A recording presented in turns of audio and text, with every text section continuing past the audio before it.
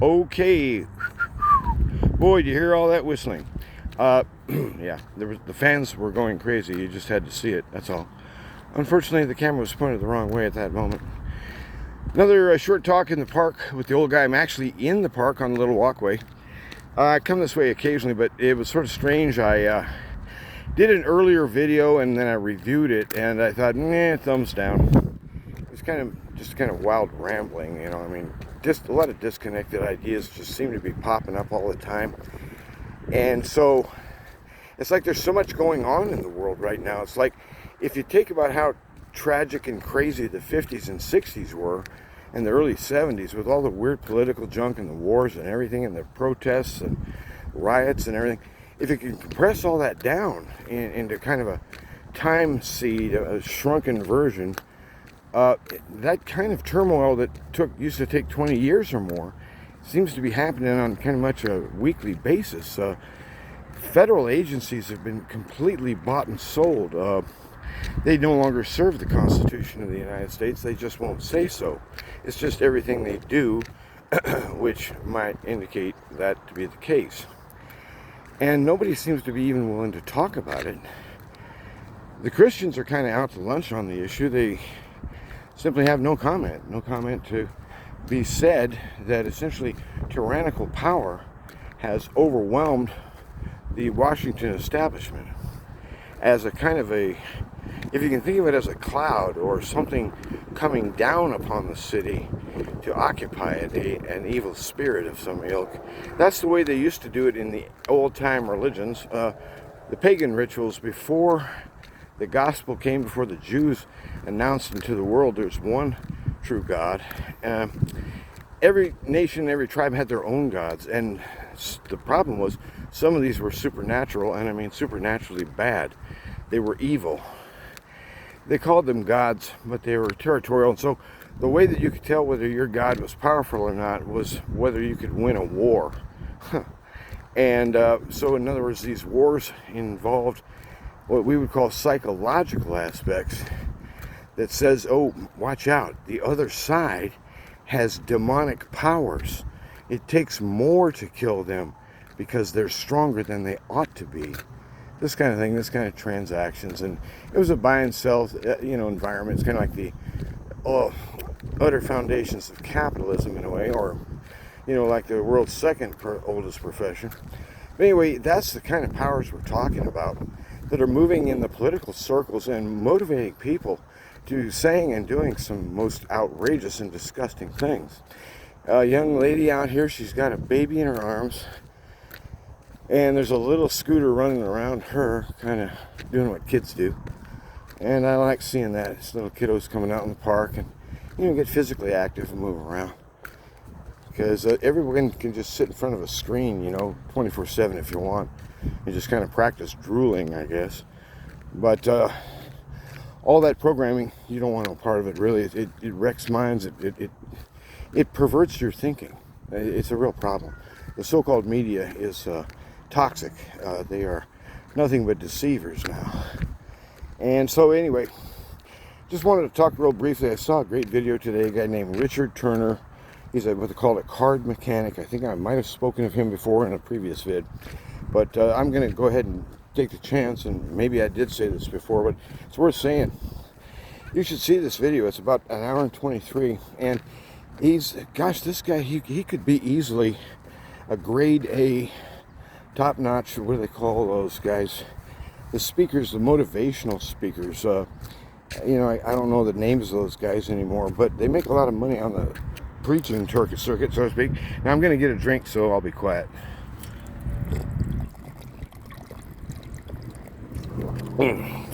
That's the faucet. So I was just going to sit on the bench here and maybe chat with you a little bit.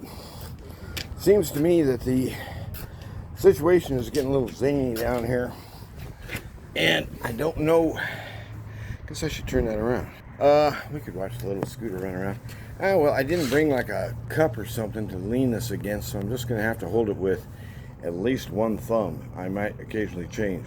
Now, try to point my head the right way so it kind of looks like I'm a human. It has a sort of a phony baloney advertising campaign. So, been thinking about things lately, just the last couple of days, and this war in Russia. I tell you, if nukes get tossed around, everything's going to change fast. But the way I'm seeing it right now, what was a great nation, or perhaps an empire, depending on how you consider it. I mean, I kind of like that angle better. The United States of what used to be America, that sovereign nation which was supposedly founded under the guidance of God, as they would have you believe it. But that's probably a prejudiced source. So the question is, was America able? It was an experiment. Was America able to govern herself without royal monarchy, a special breed set apart to rule specifically by birth? Could the Americans make it go as essentially a collective of civilians electing representatives? So supposedly they're equals. The answer is no, manifestly no. The Americans have completely abandoned their own superstition that had to do with the Constitution. And the land, as we would say in ancient days, has been taken. The wolf is not only at the door, he's eating your lunch. And he's laughing at you too. The new owners have moved in, and most American people just haven't seen it yet. They don't actually believe it. In fact, there's a lot of folks out there who are really hoping for 2024 for you-know-who. That would be your D and your J and your T. And I do like the guy, and he's kind of like a bull in a china shop. But that's kind of what we need. But that election ain't going to happen. At least that's what I think. In other words, he'll never be in a so-called fair fight, because we're already in an unfair fight right now. They're already contesting the election before it's begun by indicting this guy. Serial episodes of stupidity, made up crimes out of some child who has never understood the art of telling a good lie. And that's got to be one slowpoke kid, because every kid needs to learn how to lie quick. It's kind of in our nature, you know. And so anyhow, I just wanted to say, hey, get out of here. I don't like flies. I call them shitbirds. I mean, if you can kind of imagine flying along, floop, floop, floop, you're swinging your wings, you look down, hey, scoop it up. Hey, dude, he yells to his buddies, hey, check that out. Let's go have lunch. It's a pile of dog crap. And it's like, ugh, lovely little creatures. But anyway, and they want to land on you. And so anyway, I always try to swat them if I can. Almost never catch them. But anyhow, the thing is that with all that's happening in the world right now, and this mess in Maui and all this ugliness, and maybe they discovered the buses, but how come I only heard one report? And if the buses are there, where the heck are the kids? It's on a military reservation. What? So, I mean, I can't even figure out what's going on half the time. But however bad Putin is, at least you can read him. I believe what they're trying to do is they're trying to fight a defensive war, which is very difficult to do. But I think his thinking is, and he may be correct, he's a pretty astute dude and used to be the head of the KGB, so he is in contact with intelligence agencies, and perhaps foreign ones too, I don't know. But anyhow, the guy is just waiting it out, because he believes, I think, that Europe combined with America now is an invalid institution, in that it's financially unstable. It's so deep in hock that there's no hope out of that. Not by any financial means that we know of, without what you call a revolution, a war. And gonna get weird. So as they continue to devalue the currency and what they call inflation occurs, which means there's just too many greenbacks on the market to represent the value of the products. And the reason they do that is to try to cover their tracks with regard to their other fiduciary crimes, which are multiple. And so the people are always the ones who suffer. It's always the working poor, and that's kind of where I wanted to be, and that's what I am. I'm working poor, because it seems to me that it's people like that. They're the salt of the earth, and you guys are the ones that make the world go around. I mean, really, you're industrious, you're smart, you pay attention, you work hard, and you're on time, and people can trust you because they know you don't lie to them. See, you can't buy that kind of thing, and in fact, the politicians who do try to buy it are always shown to be complete frauds. Nobody believes a word they have to say, even when they repeat their own name. I don't believe it. I'm Joe Who, you know who. Nah, you ain't. You're way too ugly, man. So I don't want to burden you down and make you feel all creeped out. In other words, Jesus is still in charge. And thus, the angelic, I guess it's kind of like a mild rebuke. You see this a lot in the New Testament. You know, picture, I think it was Daniel, I believe, had visions, powerful visions, and his big response was basically just fall over like a bag of sand. Boom. Tweet, tweet, I'm out. And it'd be like the equivalent of fainting, but it's just too much data. You can't take it in. I mean, being in his presence, I'm guessing that's the case. So, anyway, the Lord calls him back out, stand up, you're all right, and strengthens him so he's able to stand his presence. Well, it's that guy, Jesus Christ, for whom angels worship, and rightly so. And they ought to know the angels are straight up in the head. They're sane. They cohere with reality. And so that means they're undefeatable. And so the creatures of shadows who spin lies and webs of deceit, their days are numbered and they shall be shattered. And so there's a confidence that comes with you that you must have to endure the days which are coming, because we will require something like supernatural levels of patience to deal with the criminality and the darkness of it all, and just the plain destructive stupidity. It's like people shooting themselves in their own feet and then patting themselves on the back for progress. Progress made. I'm less able to move around. Interesting how they keep working that in. At any rate, if you want to be a conspiratorial theorist, I'm probably with you. I got nothing against conspiracy theory, because it turns out most of it's true. In fact, the screaming majority of it is. So that's not a name that's going to scare me out. But neither do I make myself nothing but a conspiracist or an anti-conspiracist or a fan of judgment from federal or international authorities, because we may require Nuremberg-type international law convened by our enemies, that would be the Chinese and the Russians and the Indians now with their new currency, to have international war crimes tribunals for people knowingly and premeditated fashion doing political stunts that they knew would result in great harm, and they have, and they are right now. That's what the news is never going to tell you. Oops, I'm going to have to set this down. I need a shield for my flame because it's a little bit of wind. I hope that's not wrecking the sound quality. Hang on. Yeah, I can remember as a boy, my mom was a big smoker too. Yeah, maybe it's hereditary. That way I don't blame myself, see? Yeah, pinning on mom. Yeah, that'll work. No, it won't. But no, my mom was a big smoker too, and I remember she used to fuss and fidget. And then back then, I guess in the 60s, you could get like a Zippo lighter, but that's the kind where you pour fluid in. If you put in too much, it leaks in your pocket, or I guess in your purse. She was never a lighter lady. She always had matches, paper matches, and sometimes stick matches. But anyway, I remember her getting real frustrated, on days like this. If we happened to be outdoors, maybe doing some work or at a ball game or something, and she couldn't get her darn cigarette lit, because people used to smoke in public all the time back in the 60s. None of this, no smoking in here allowed, that kind of stuff. It didn't even exist. Didn't matter what the restaurant was. People were probably sitting inside McDonald's smoking. I mean, I don't know. I was too small to remember that. But anyway, the point is we're going to be looking at a lot of turbulence, a lot of darkness, and it's going to be scary, and it's going to be sad too, because so much of it is just plainly unnecessary. It's just cruel and destructive, and it's devilish, frankly. And we're just going to have to begin to assess that the world around us is deeply in need of prayer, but it's also deeply in need of courageous people who bring the light and demand the truth and are responsible and mind their own business, and are opposed to any government, worldwide or individual nation, which tramples the rights of things such as free speech. Because without free speech and without the right to bear arms, well, then the Constitution is technically toilet paper at that point.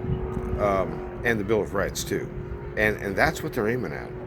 Things like that are going to happen. Good, honest people going to jail for nothing, perhaps even being put to death.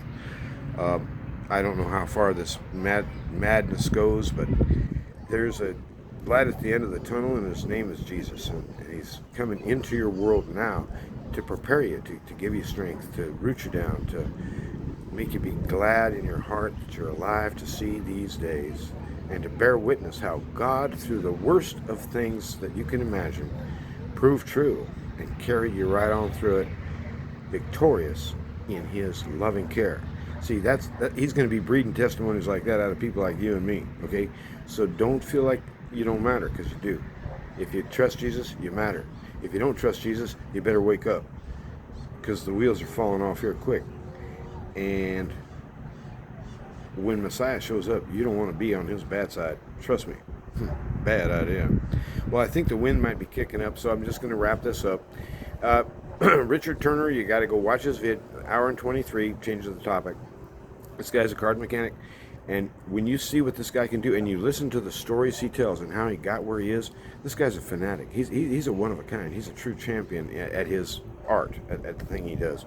So I got to thinking last night, I thought, well, maybe what I really ought to do is try to get good at prayer. You know what I mean? Because we're going to need a lot of that. How to get good at there's a book I kind of don't even like the title, Practicing the Presence of the Lord, by a guy named Brother Lawrence. It was a big book when I was first a Christian 40 years ago. I don't know if anybody reads that thing or not. But anyway, I didn't like the presence, the idea of the presence, that I'm going to do something that summons up God, really, in me. Really, how good am I? No, he summons us to himself, and we respond. We are in the presence as we acknowledge Jesus at the center. He's the utmost. He's the one who stooped to wash the feet of his servants. And nobody can get near this guy. He has the victory, plain and simple. And he's capturing hearts and minds, and he will make a way for you. Think of the cross. Previous to the cross, yes, it was alluded to that there would come a sacrifice, and it would be covenantal, and that it would be accepted by God. Some people understood that. But when the reality of it arrived, Jesus himself, nobody got it. Even though all this messianic stuff was all over the place, they couldn't see it in their own time. And I believe it's going to be something like that. Is that even the church, in the synagogue days when Jesus was born, it was very few who understood. There was Anna, and then there was an old guy at his birth. When they went in and had him circumcised, I believe they gave a little offering. Anyway, there was a few people who did see, but all of those people were empowered by the Spirit. And so he's calling his children alive. He's not asking the permission of the enemy to take his own home and to gather them to himself. So it may be that I might die too. I've requested otherwise. I've asked to have the patience and the self-control and the endurance required to live through these dark days which are coming. I don't want to see that stuff, but I want to see him at the end of it, and I want to see him victorious. I want to see him standing with his sword of the word proceeding from his mouth, two-edged sword sharper than sharp. Monomolecular? That's dull by comparison. This guy's sharp. And so he is the dividing point, and everything switches. It either goes this way or that way at him. To one side, the right, to one side, the left. Depart from me, you who do iniquity and love untruth. I never knew you. Be gone. And he turns his back on him, like Jesus got his back turned up. God turned his back on Jesus at the cross, is what I mean. Is Jesus has gone through the actual of that on our behalf and has opened a way where there was none before. There was no true way to appease God. No amount of sacrifice would ever do.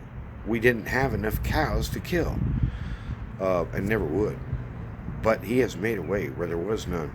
And it's a solid way. It's the path of holiness, neither to the right nor the left. A walk on the solid word of truth. And so anyhow, as he gathers his people around the world, that's you and me and many others, we're not alone. And there's a massive move of the Spirit, thank God. But what's going to happen is people are going to be built up in the holy faith as they confess Jesus in their heart, finding him at the center. This becomes the new paradigm. All that news about the big hokey pokey and the scary and the ugly and the nasty and all that junk, what they call news, which is basically broadcasting from the enemy, that's their propaganda. We come to rest in a different fashion and are satisfied even in disgusting situations of great pain and loss. Things we cannot imagine will be happening. But stay true and stay glad and stay free in your heart, because they cannot kill you. They can only kill your body. And he redeems that. He wins hands down. So I just wanted to say, it's easy for me to think about how gloomy it is and how nasty it is with the possibility of an international atomic bomb war fest. Oh boy, that sounds fun. And this is their best idea? Get these frauds out of here, but they already own it. So it could sound real depressing, and I don't mean that. I mean, Jesus reigns, and he rules. And when he rules in your heart, something's going to change, and it's going to be your old attitudes, all those old hang-ups and all that junk you had, all that stuff that's held you down all this time, everything you're afraid of, and all the crazy stuff in there. He begins to weed that out. He puts death a little bit at a day. I mean, a little bit at a time, once a day, we'll call it that. And so we implore you, Lord Jesus, by you, the author, having promised such, that we would be joined this hour to the death of Messiah Jesus and raised up at your good call in your due time as you see fit. We entrust our bodies, our minds, and our souls. We entrust our spirits to you. Do with us as you please. Here's my request. I'd like to see you standing right here on this earth, just like it said in the book of Job, claiming that verse and hoping it'd be mine. That's what I ask of you.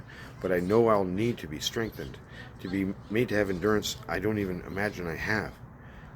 I don't see how I could get it.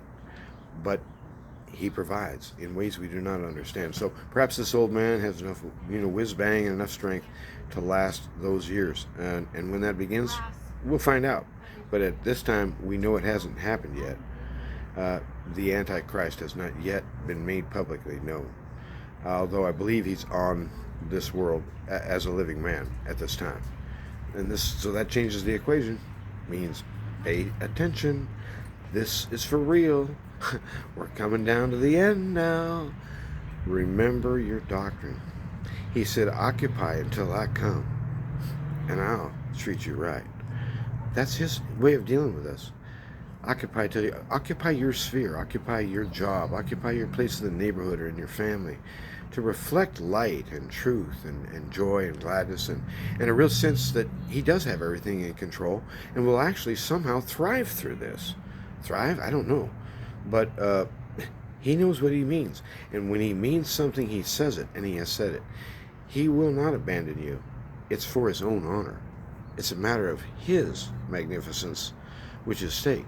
And we say, with him, he's true. He's not going to break his word. That's how you build faith. And we ask for our faith to increase according to the means and methods you've established, hearing, believing, and trusting you. Amen. So go flourish. And in the German, there's a, oh gosh, I wish I could remember to look this up. There's a German phrase that had to do, and I think I've talked about this before, in a book I read about, it's called The White Rose Conspiracy, about Hans and Sophie Schultz, I think their name was. At any rate, they were pamphleteers and etc., but they were killed by the Nazis. And it was kind of their story. And they were very brave and bold, and they basically bombarded students with propaganda, which happened to be based on truth, and was calling out correctly that the SS and Hitler were unconstitutionally seated and were evil. Well, they were hunted down pretty quickly. In other words, I want to have people like that in my mind. I want to have the martyrs of Christ in my mind. I want to have the stories of like Solzhenitsyn, who went through that gulag in the Soviet Union. And I just think that we can ask for things like that. And if it turns out that I don't make it, that I get knocked out somewhere along the way, well, guess what? I win. Paul says to the church somewhere, well, it'd be better for you, basically, if I hung around physically. But frankly, if I bugged out, it'd be better for me. And he's right. And so it'd be, so I mean, it's like, hey, you just got a promotion. But it is my ambition to wait and to see and to stand and to say the truth with the holy ones. Behold the Lamb who takes away the sin of the world. Is he the most glorious one? Is he the majestic king? Amen. First among many. The truly unique head. The author, the maker, giver of life. Behold the man. He's in you. You guys have a good day.